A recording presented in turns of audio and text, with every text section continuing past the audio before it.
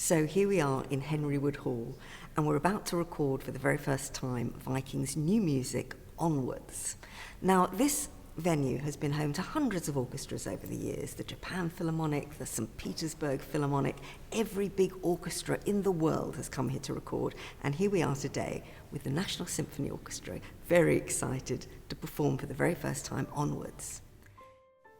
Henry Wood Hall is situated in the borough of Southwark, just south of the River Thames and London Bridge. The skyline is dominated by Western Europe's tallest building, which offers unparalleled views over London for up to 40 miles. Its design was initially unfavourably described as a shard of glass through the heart of historic London, and this gave the building its name, the Shard. William Shakespeare is the most famous resident of the parish of St Saviour's, which is now Southwark Cathedral, and his Globe Theatre is located nearby, right on the riverfront. The bustling area around the cathedral and under the Victorian railway arches is home to Borough Market, continuing a long tradition of market trading which dates back to at least the 16th century.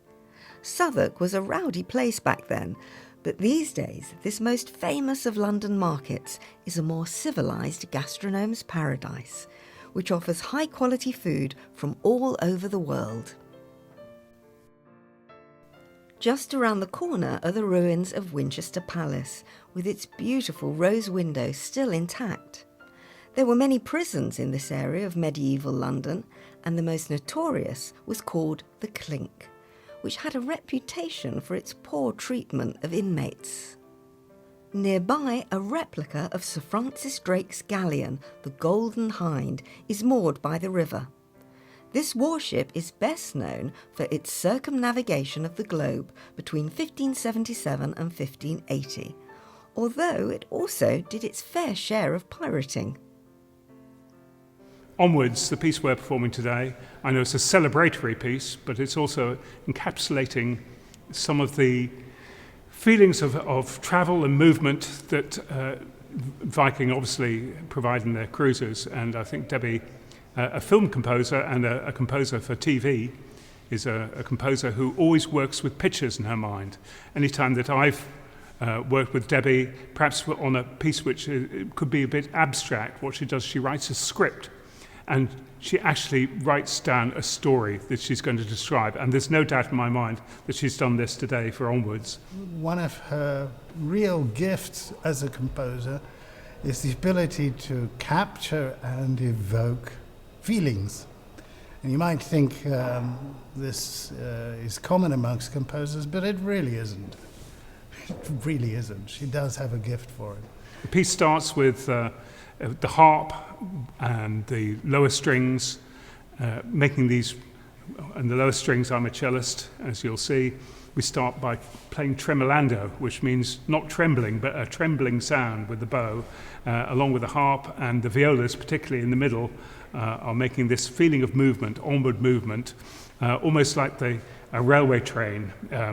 When the steam comes out and the excitement before a train leaves the station, you can feel that same sense of excitement with a ship about to go on its voyage. And as I said, there's no doubt in my mind, Debbie knows where she's going, and she's going towards a kind of triumphant onwards at the end of the piece when the trumpets and the wind join in.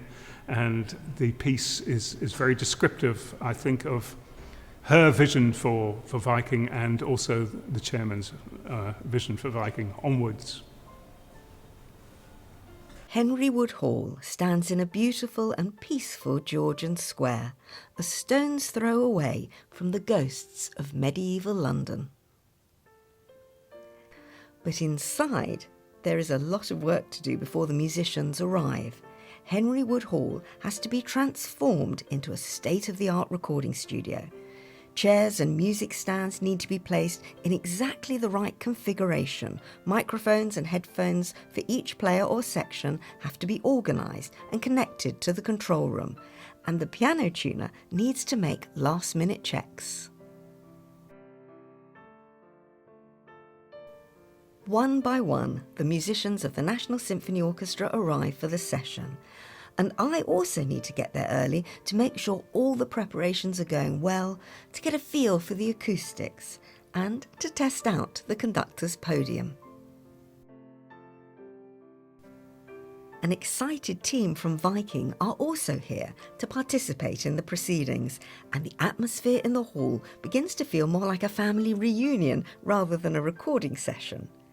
It's great to see everyone again, but we are also eager to hear how the musicians will play the new piece for the very first time. It's also time for the musicians to reconnect and share experiences. A last chance too to get a sneaky look at the little black dots that I've given them to play. Perry Montague Mason, the leader of the orchestra, defrosts his fingers from the cold outside air to make himself ready for action. So now it's time to begin by introducing the orchestra to the piece we're about to record. I had the opportunity to write a brand new piece for them called Onwards. And the story behind Onwards is apparently they were in a meeting and they've won so many awards, Viking. Almost every award you could win for a cruise line. Best river ship, best ocean ship, all this sort of stuff.